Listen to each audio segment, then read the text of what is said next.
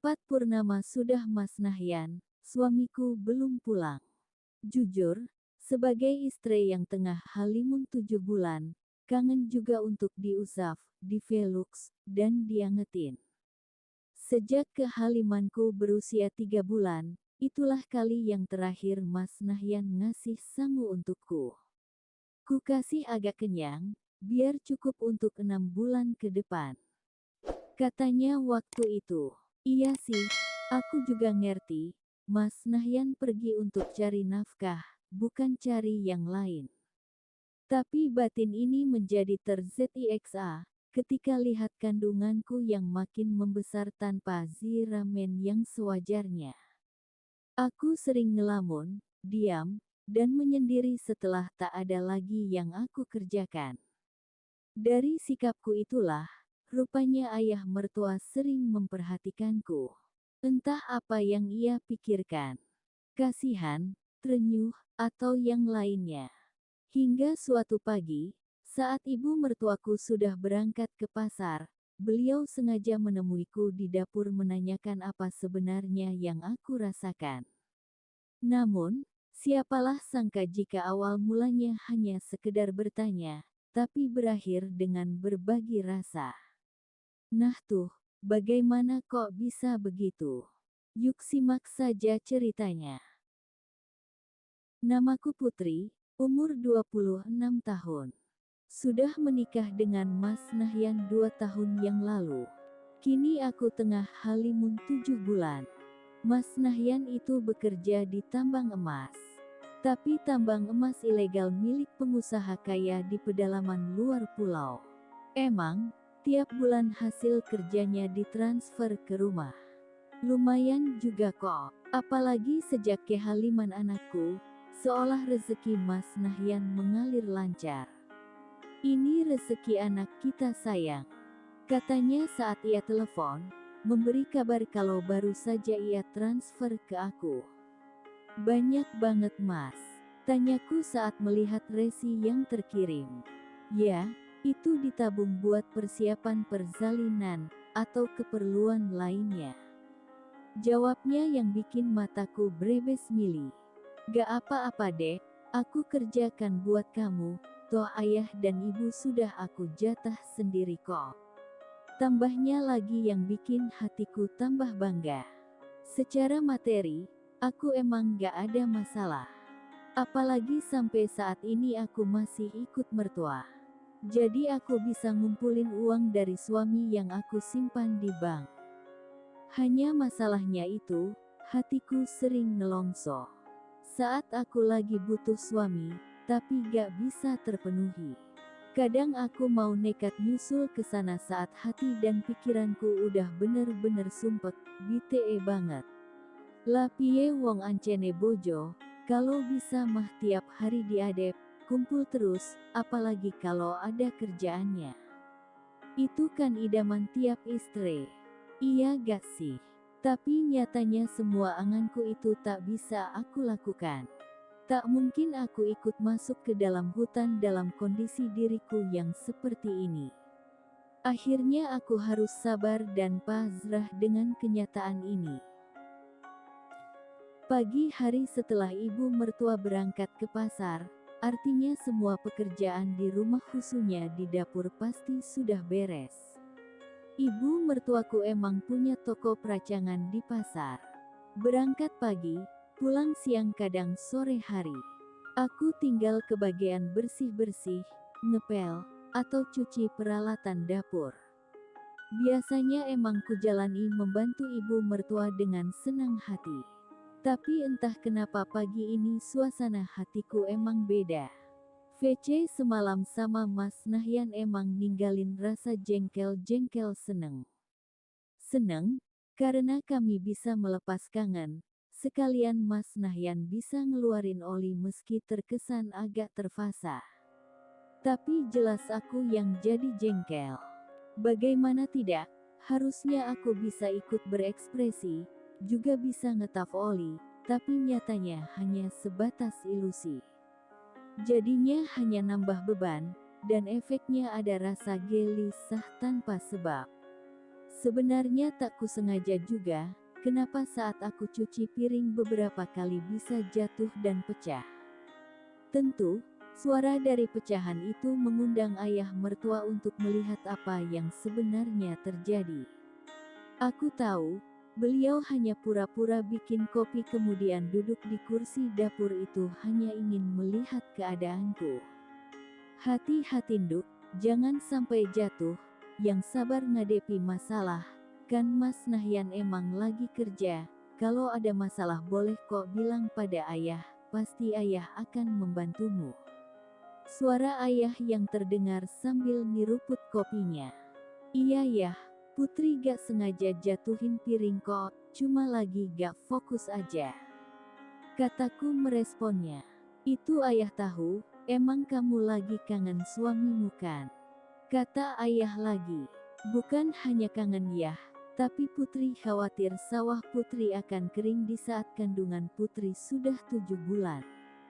Emang boleh sembarang orang bisa mengairi, itu kan sertifikat sawahnya atas nama Nahyan, jadi hak milik Nahyan, iya kan? Begitu ucap ayah. Entah apa penyebabnya, tiba-tiba jantungku berdebar sesaat kulihat SWRUNG ayah jadi menjulang begitu. Oh, ternyata masih menjanjikan, meski usianya hampir 55 tahun, tapi tak kalah dengan yang 30 tahun. Itu kata batinku, kan tidak dengan sembarang orang, kan dengan ayah dari suamiku, bukan orang lain kan. Jawabku seperti mulai tak sadar. Tapi itu gak boleh Putri, larangan orang berumah tangga. Ya ayah, itu emang gak boleh bagi yang normal, larangan bagi yang tidak menginginkan. Begitu ucapku. Sebelum menyelesaikan cuci piring, sepintas kulihat lagi ayah mertua yang masih asyik dengan minum kopinya. Tapi kali ini sambil menatap bagian dariku. Demi menjawab rasa penasaranku, kemudian aku bertanya, ada apa ayah melihat ke arahku seperti itu? Adakah hal yang aneh pada diriku? Ayah diam sejenak, kemudian ngomong agak gagu. Jadi kamu gak sadar? Emang gak sadar karena apa? Putri biasa-biasa aja kan?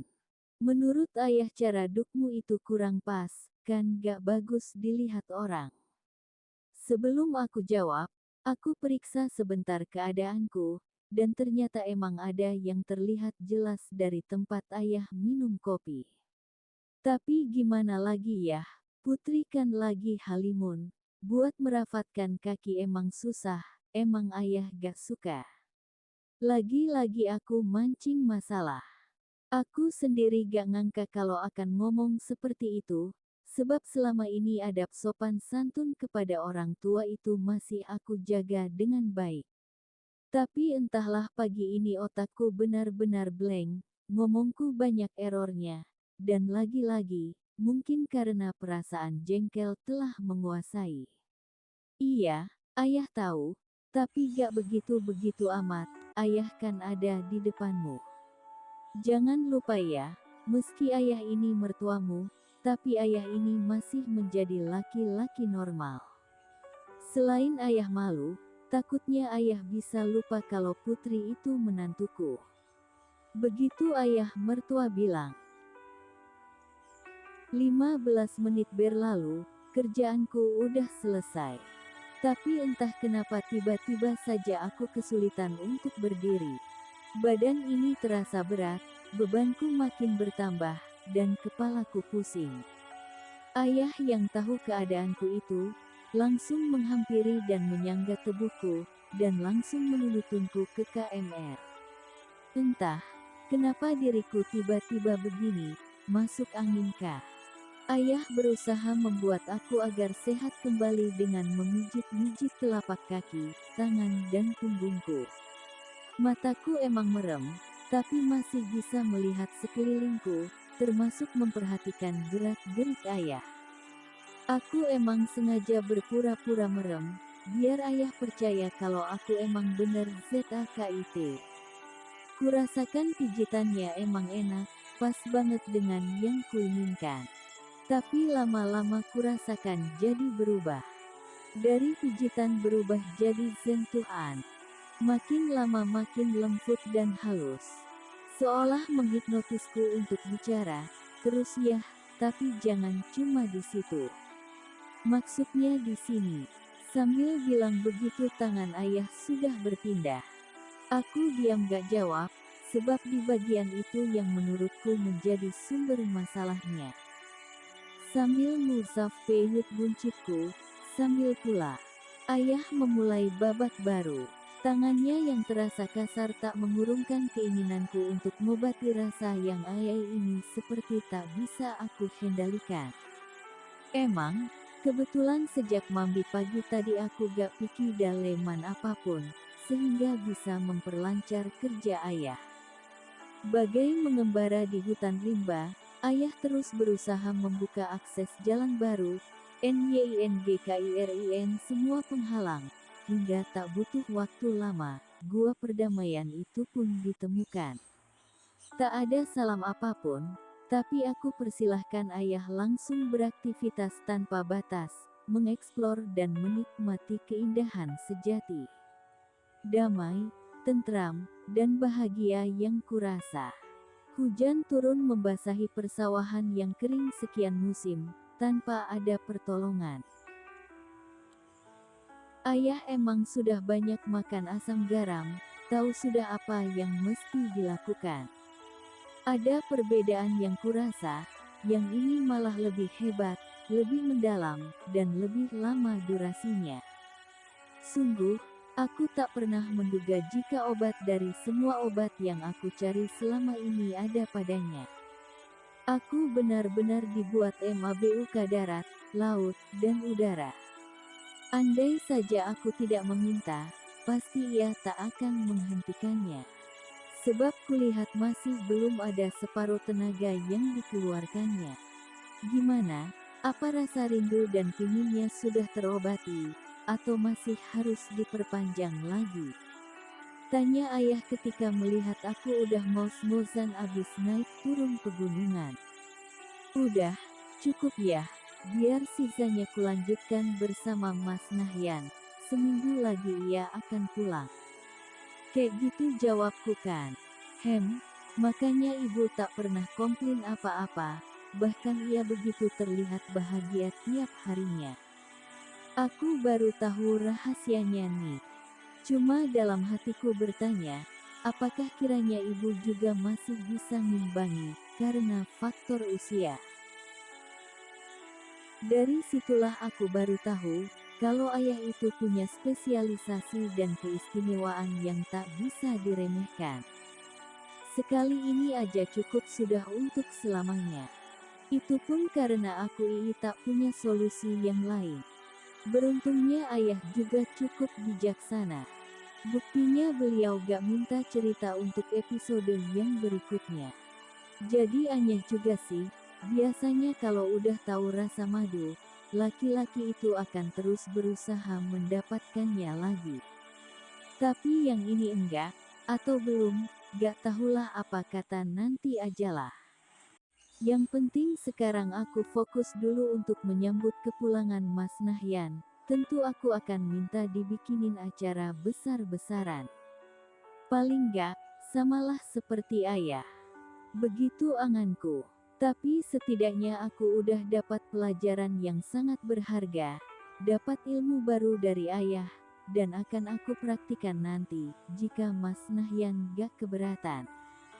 Di akhir kisahku, aku pun telah melahirkan dengan lancar dan selamat. Yang bikin hatiku seneng, ketika itu Mas Nahyan terus menungguiku, mensupportku, dengan doa-doanya yang tulus untukku. Sedang ayah juga kelihatan bahagia dengan kelahiran cucu pertamanya.